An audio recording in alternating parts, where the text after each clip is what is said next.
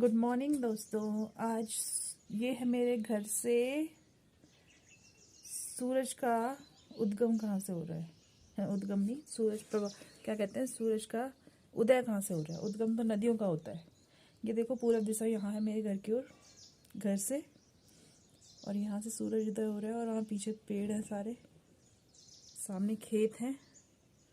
और मेरे घर के चौक में, मेरे आंगन में सुबह ऐसी होती है, इसलिए मुझे अपना घर और गांव बहुत प्यारा है।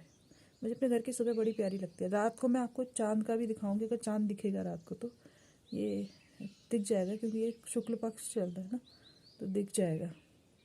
दिखाऊंगी रात को, उसकी वीडियो भी बनाऊंगी। पर यहाँ ठंड बहुत है। सुबह 6-5 बजे तो सुबह हो जाती है।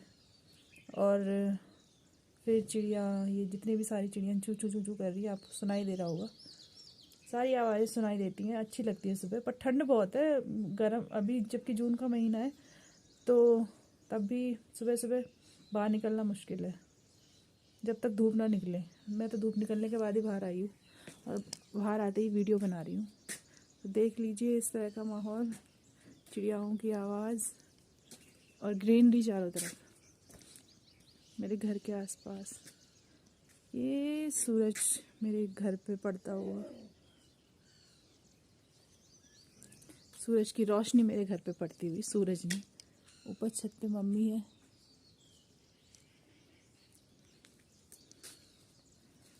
ये हमारा यहाँ पे गाय बच्चियाँ रहती हैं। गाय बच्चियाँ तो नहीं रहती यहाँ पे, फिलहाल सांड रहता है। शिव जी का परम सेवक, शिव जी का परम सेवक। ये मेरे ताऊ जी का घर है। वो भी अब दिल्ली ही रहते हैं।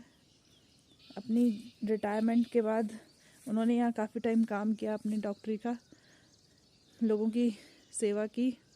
और अब जब बुज़ुर्ग हो गए ज़्यादा, तो वो भी चले गए दिल्ली।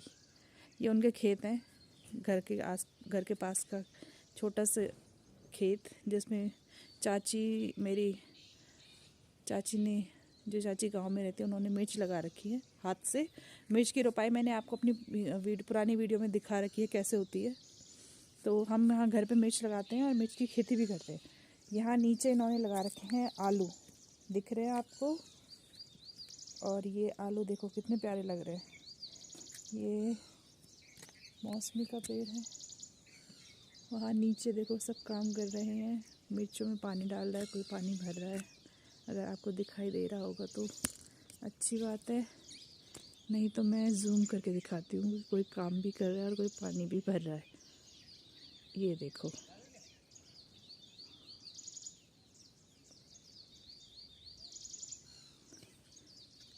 वीडियो में शायद आपको पक्षियों की आवाज़ भी सुनाई दे। और ये रहे मेरे घर के फूल, गुलाब का फूल। ये हमारे यहाँ गुलाब इस तरह का, आप तो काफ़ी टाइम से हम इसी गुलाब को लगाते हैं, वरना पिंक कलर वाला गुलाब भी होता है। ये थोड़ा रेडिश है। इसको मैं जूम करके दिखाती हूँ आपको। ये देखो इतनी अच्छी क्वालिटी का गुलाब है। हमारे यहाँ खेती में बहुत सारी चीज़ें होती हैं, और बहुत सारी चीज़ें लोग उगाते भी हैं।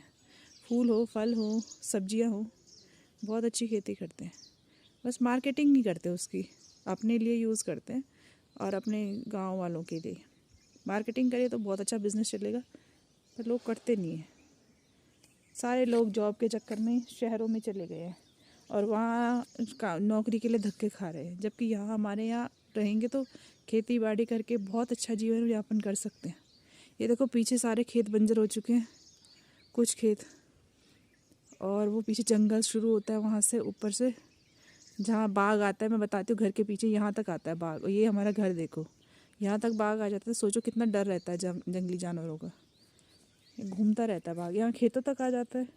पिछली बार जब मैं आई थी तो इस खेत से होते हुए, और जब मैं, ये सामने पीला मकान दिख रहा है ना आपको, जिसकी खिड़की दिख रही है, उसकी छत पे बाघ चढ़ गया था।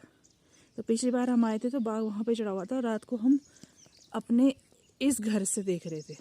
तो रात को दिखाई नहीं देता छत पे, इसीलिए मैंने बोल रही थी पिछली वीडियो में कि बाघ हमारे घर के पीछे आया था। तो घर के पीछे आने के बाद वो यहाँ चढ़ गया था, और उसकी आवाज़ साफ सुनाई दे रही थी। सुनाने के बाद हमने रोशनी मारी, तो इतनी तेज़ रोशनी होती नहीं है बाहर, तो वो दिखाई नहीं दिया, सिर्फ आवाज़, रोर कर रहा था वो बहुत ज़ोर ज़ोर से। तो सोचो कितना खतरा भी रहता है बाघों का।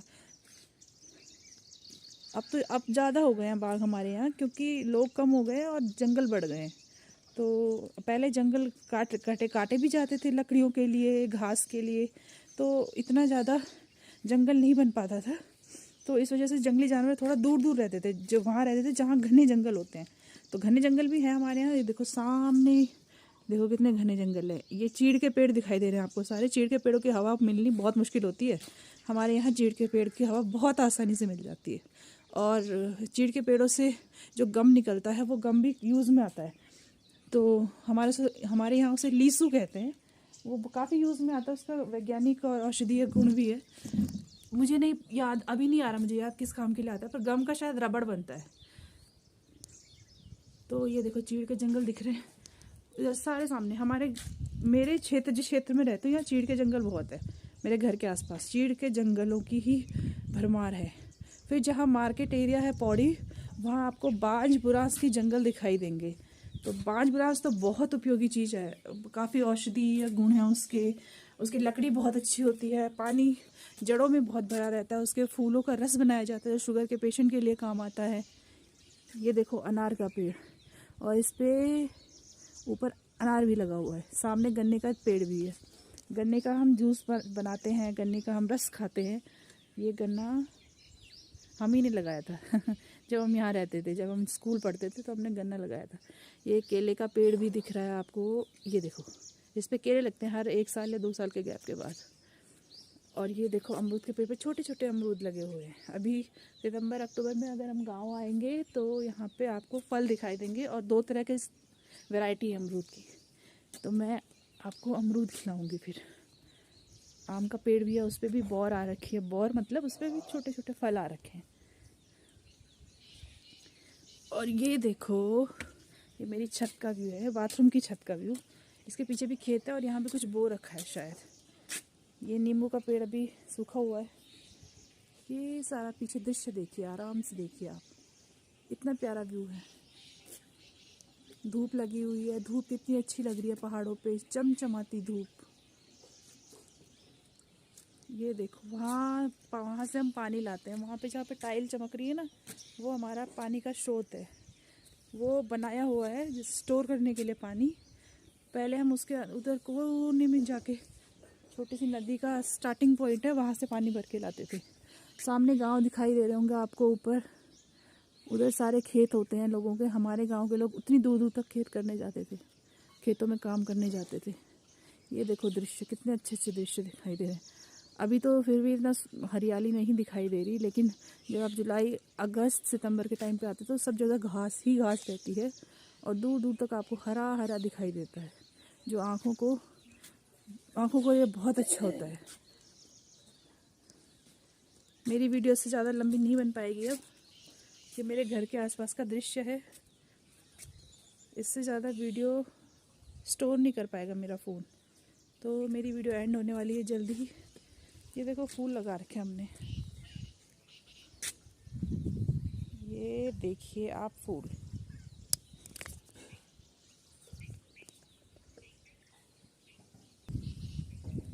ये देखिए पेड़, सारे पेड़ लगे हुए हैं फलों की खेती कर रहे हैं हम लोग।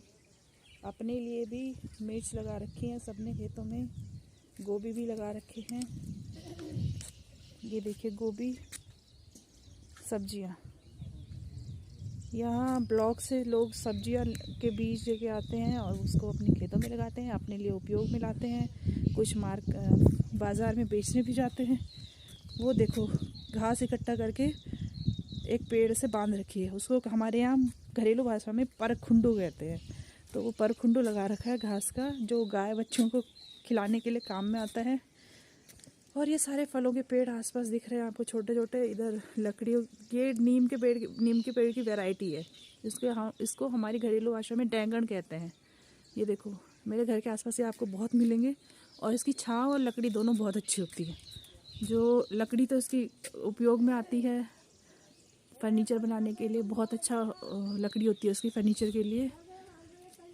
और ये हमारे यहाँ, मुझे इन पेड़ों के ना वैज्ञानिक नाम नहीं पता है, साइंटिफिक नेम नहीं पता है, जबकि क्योंकि ये हमें पढ़ाए नहीं गए। हमारे सब्जेक्ट में ये वाले पेड़ों के बारे में नहीं बताया जाता है, क्योंकि ये घरेलू पेड़ है और इनका, जबकि इनका औषधीय और वैसे उपयोग में, जैसे फर्नीचर के लिए भी काफ़ी यूज़ में आते हैं ये सारी चीज़ें, बट इनको लोगों मैंने किताबों में बहुत कम पढ़ा है।